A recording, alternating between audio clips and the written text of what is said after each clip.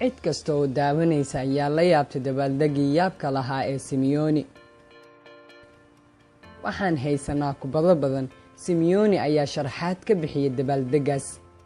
tababaraha reer Argentina ayaa sameeyay falcelis yaab leh kadib goolkii furitaanka ee kooxdiisa ka dhalisay Juve, taasoo inta badan dadkii daawanaya ciyaarta ay la yaabeen.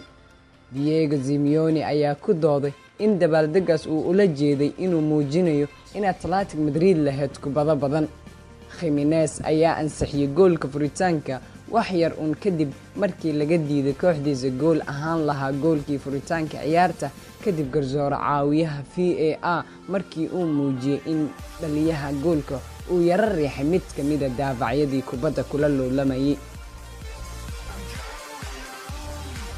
Diego ayaa wariyaasha u sheegay kadib ciyaarta mar wax laga weydiiyay arrintaas, waxaan sameeyay sidaan oo kale anoo ciyaaryahana maraan joogay Lazio inagoo wajahayna Polonia.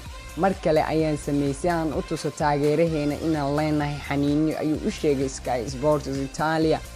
ulama jeedin kooxda kale, waxaan milicsanayay dhanka taageeraheena, ayuu yiri Diego Pablo.